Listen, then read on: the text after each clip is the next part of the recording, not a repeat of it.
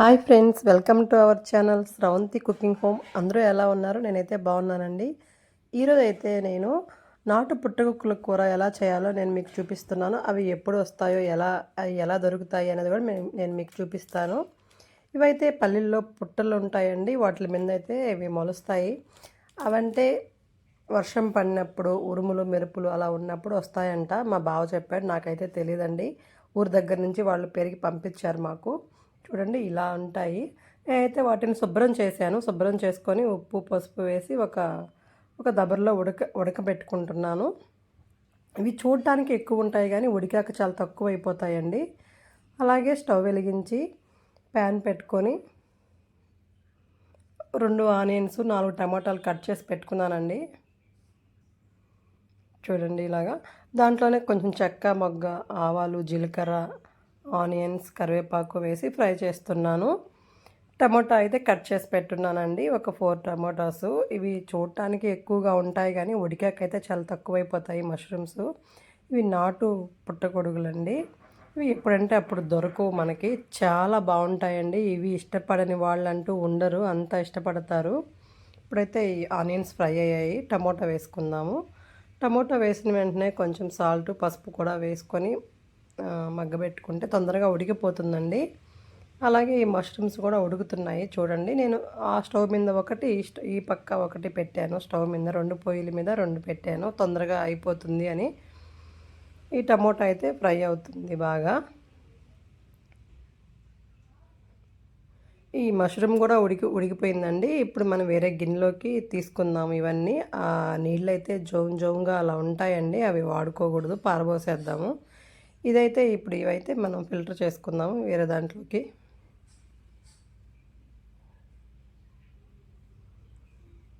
చూసారు కదా, ఇందాక చాలా ఎక్కువ ఉన్నాయి, ఇప్పుడు చాలా తక్కువగా కనిపిస్తున్నాయి కదా. ఉడికాకైతే చాలా తక్కువ అవుతాయి ఈ నాటు పుట్టగొడుగులు.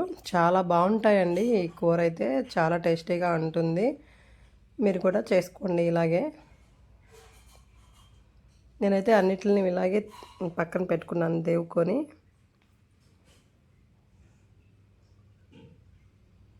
సంవత్సరానికి ఒక్కసారైనా ఇవి తింటే చాలా మంచిదండి.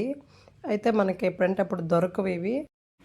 దేవి పెట్టుకున్న ఈ మష్రూమ్స్ అన్నీ మనం ఇప్పుడు టమాటాలో వేసుకుందాము. టమాటా అయితే బాగా ఫ్రై అయిపోయింది.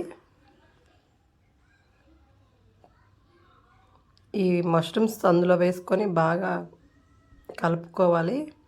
అలాగే ఇంకొక స్టవ్ మీద ప్యాన్ పెట్టుకొని అందులో ఒక 3 స్పూన్ల ధనియాలు, 1 స్పూన్ బియ్యం, 4 మొగ్గలు, కొంచెం చెక్క, ఇవన్నీ వేసుకొని మళ్ళీ కొంచెం మంచిగా ఫ్రై చేసుకోవాలి.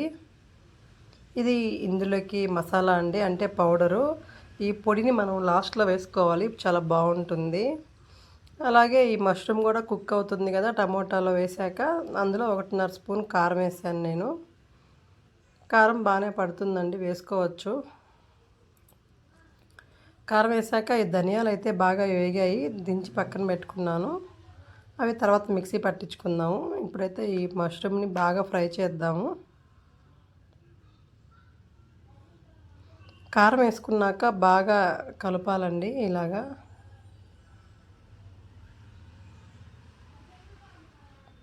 చూడండి ఎంత బాగున్నాయో, ఇలా మోడిదులు అంటారు వాటిల్ని. అవి చాలా బాగుంటాయండి.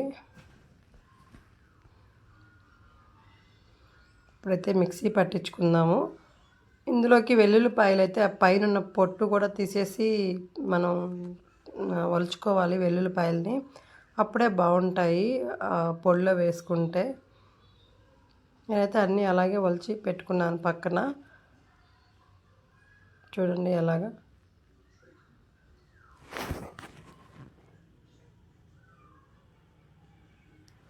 ఇవైతే చాలా పోషకాలు ఉండే మష్రూమ్ కర్రీని మనం ఎప్పుడంటే అప్పుడే దొరకవు, కానీ తింటే చాలా మంచిదంట. కానీ దొరికితే మాత్రం వదలకండి. అయితే కొంచెం వాటర్ వేసుకుందాం ఇందులో.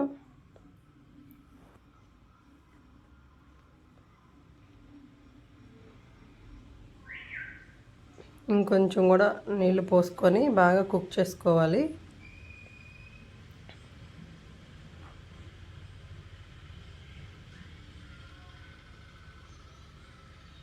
బాగా ఉడకాలండి, లేదంటే అవి ఆ పుట్టగొడుగులు కసక్ కసక్ అంట బాగోవు. ఇప్పుడైతే మిక్సీ పట్టిద్దాము.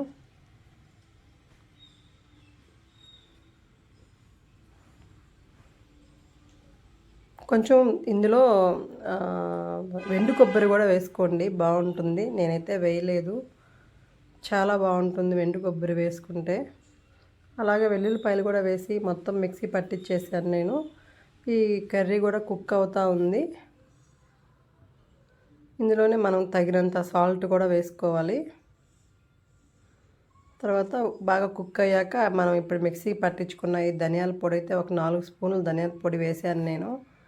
ఆ ధనియాల పొడిలోనే టేస్ట్ అంతా వస్తుందండి. ధనియాల పొడి బాగా వేసుకోవాలి, కర్రీకి తగ్గట్టు వేసుకోవాలి, అప్పుడే చాలా బాగుంటుంది.